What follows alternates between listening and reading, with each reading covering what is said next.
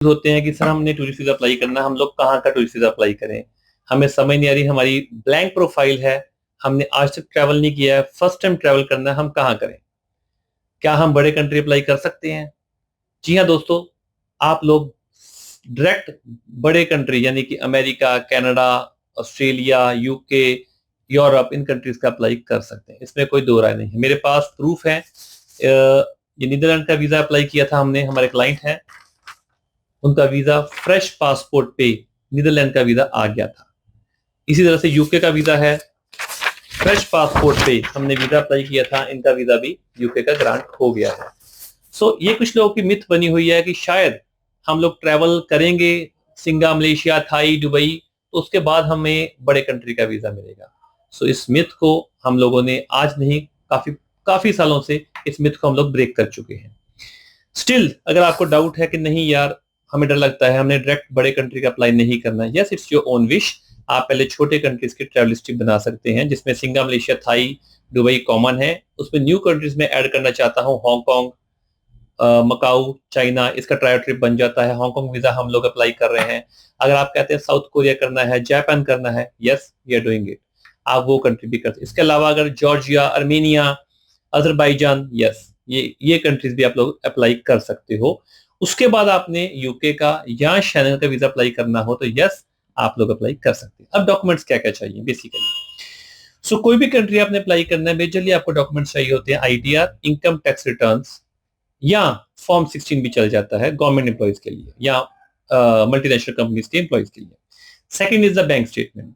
Bank statement mostly 3 months की चाहिए होती है, कुछ कंट्रीज में 6 मंथ्स की चाहिए होती है।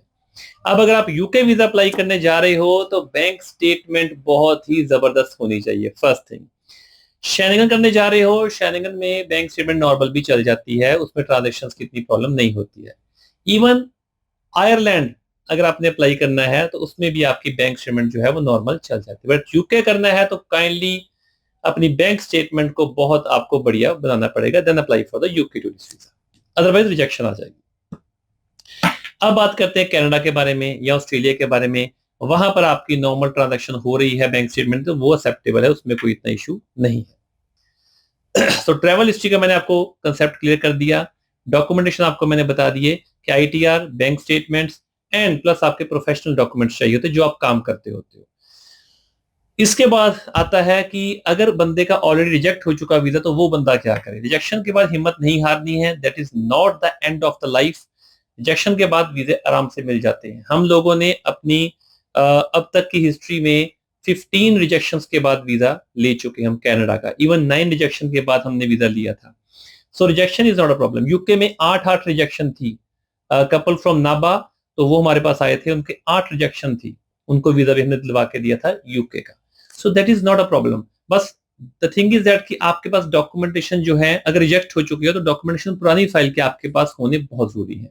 अगर आपके पास पुरानी फाइल है, हम उसे प्रॉपर असेस करेंगे, उसका जवाब बनाएंगे और फिर हम आपकी फाइल विद करेक्शंस अप्लाई करेंगे।